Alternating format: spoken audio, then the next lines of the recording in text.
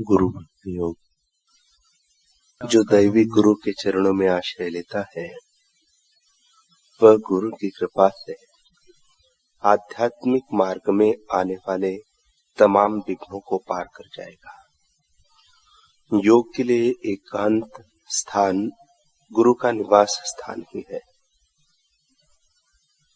शिष्य के साथ गुरु रहते नहीं हो तो ऐसा एकांत सच्चा एकांत नहीं है। ऐसा एकांत काम और तमस का आश्रय स्थान बन जाता है। पूज्य आचार्य की सेवा जैसे हितकारी और आत्मोन्नति करने वाली और कोई सेवा नहीं है। सच्चा आराम दैवी गुरु की सेवा में निहित है। ऐसा दूसरा कोई सच्चा आराम नहीं है। गुरु कृपा से ही जीवन का मर्म समझ में आता है। किसी भी प्रकार के स्वार्थी हेतु के बिना की गई आचार्य की पवित्र सेवा जीवन को निश्चित आकार देती है। पुण्यशाली आचार्य का उत्तम विचार शिष्य को पार्थिवता और इंद्रिय विषयक जीवन से ऊपर उठाने में सहायक रूप हो जाता है। केवल गुरु की शरण में जाने से ही जीवन को जीता जा सकता है। गुरु भक्ति योग का अभ्यास आपको अमाप एवं अनहद आनंद देता है। अपने दैनिक जीवन में मार्गदर्शन के लिए प्रत्येक क्षण पूज्य गुरु की प्रार्थना करो। गुरु तो सदैव कृपा करते ही है, परंतु उनसे लाभ कौन उठा पाते हैं? केवल पुरुषार्थी शिष्य। अकर्मण्य शिष्य तो कृपा के रुमझुम बरसात में भी सूखे ही रह जाते हैं। रामकृष्ण परमहंस जी कहा करते थे कि मलय पवन जब बहती है तो जिन वृक्षों में कुछ सार तत्व होता है वही चंदन में परिणित हो जाते हैं, किंतु बांस व केले जैसे असार वृक्षों को कोई परिवर्तित नहीं कर सकता। वे ज्यों की त्यों ही खड़े रहते हैं और उनमें परिवर्तन भी नहीं होता।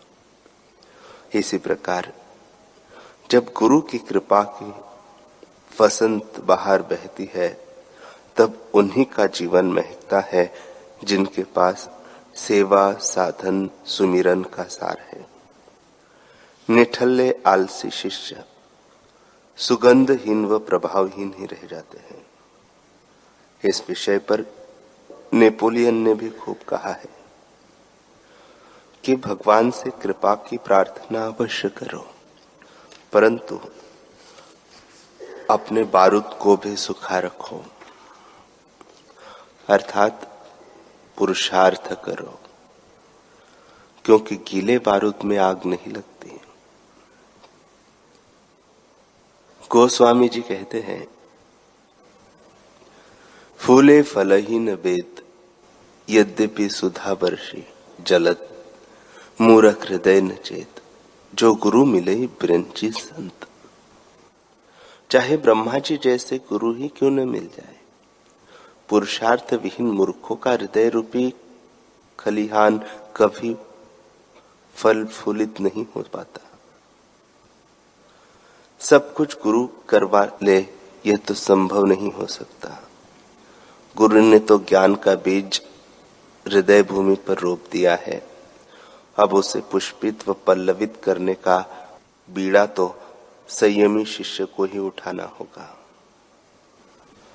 सद्गुरु समय समय पर सेवा व सत्संग का अवसर उपलब्ध करवाते हैं, लेकिन इन अवसरों की उंगली थामकर मंजिल की ओर अग्रसर होना तो शिष्य का ही दायित्व है। गुरु का शिष्य सामर्थ्यहीन नहीं हो सकता। जिसे पूर्ण सद्गुरु के द्वारा ज्ञान मिल गया है वो सामर्थ्यवान बन जाता है। सद्गुरु ज्ञान देकर शिष्य को अक्षय बल का स्वामी बना देते हैं उसके भीतर विवेक शक्ति को जागृत कर देते हैं, सामर्थ्य का अपूर्व भंडार भर देते हैं।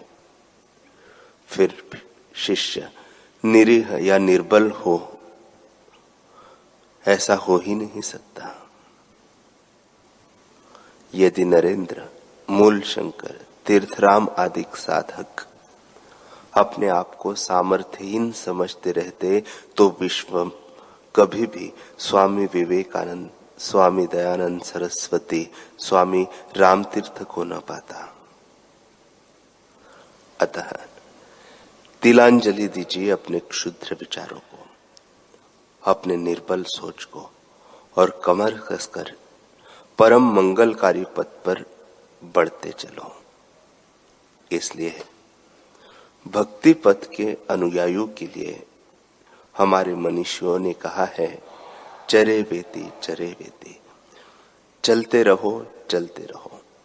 क्योंकि जो बैठा रहता है उसका सौभाग्य भी बैठ जाता है, खड़े रहने वाले का सौभाग्य भी खड़ा हो जाता है, सोने वाले का सोता रह जाता है, और जो चलता है उसका भाग्य प्रगति के पथ पर रहता है। जो साधक चलता रहता है उसके पैरों में भी फूल खिलाते हैं, उसके जीवन में फल लग जाते हैं, वही मधु पाते हैं और मीठे फल चख पाते हैं।